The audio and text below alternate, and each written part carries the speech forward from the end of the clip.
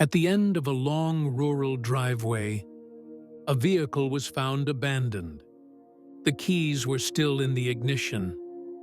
Inside the home, there were traces of blood. The woman who owned the vehicle was never seen again. She disappeared on September 11, 2001. Spencer is a small community in Tioga County, New York. The area is rural, with homes separated by distance, connected by narrow roads.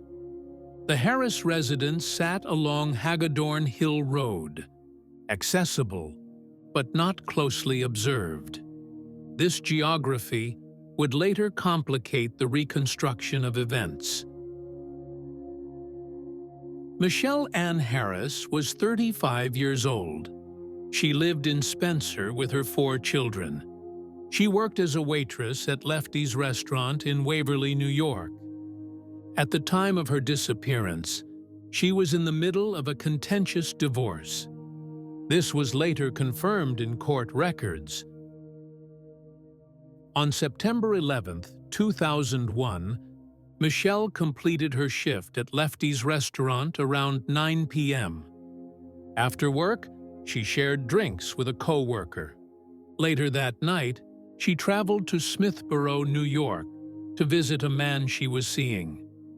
She was last seen leaving his home around 11:30 p.m. This is the final confirmed sighting. What happened after that is not fully known. There is no confirmed phone record documenting her movements. There is no surveillance footage. There are no verified witnesses who saw her after she left Smithboro. The hours that followed remain largely unaccounted for.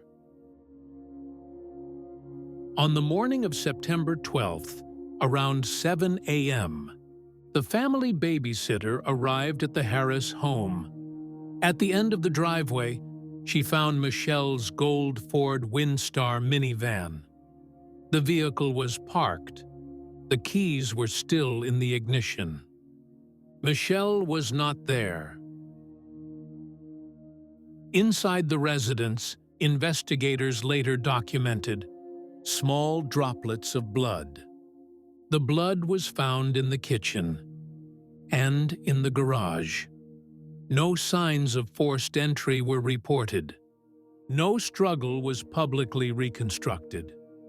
Michele Harris was reported missing. The disappearance occurred on the same day as the September 11 attacks. Many state law enforcement resources had been redirected to New York City. This limited early response has been cited as a complicating factor. Despite this, investigators processed the home and the surrounding property.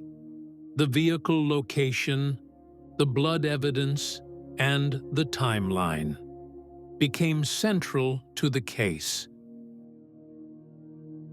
Attention soon turned to Michele's husband, Cal Harris. The couple was engaged in a bitter divorce. Prosecutors later argued that financial motives were involved. This position became the foundation of a prolonged legal battle. Trial 1, 2007. Cal Harris was convicted of second-degree murder. That verdict was later overturned after a surprise witness, Kevin Tubbs, came forward. He claimed to have seen Michele near the end of the driveway, after the time prosecutors said she was killed. Trial 2, 2009. Cal Harris was convicted again. That conviction was overturned by the New York Court of Appeals due to trial errors. Trial 3, 2015. The third trial ended in a mistrial. The jury could not reach a unanimous verdict. Trial 4, 2016. A bench trial was held. A judge found Cal Harris not guilty. All criminal charges were resolved at that point. The defense pointed to other possible individuals in the area. Two names were raised: Stacy Stewart and Christopher Thomason. A witness later claimed to have seen Michele arguing with a man near a blue pickup truck on the morning of September 12th. Investigators also located a burn pit on Stewart's former property. Charred clothing fragments were recovered. No definitive link to Michele Harris was ever established. These elements remain disputed and unresolved. This is Obscura case, where every mystery deserves to be remembered.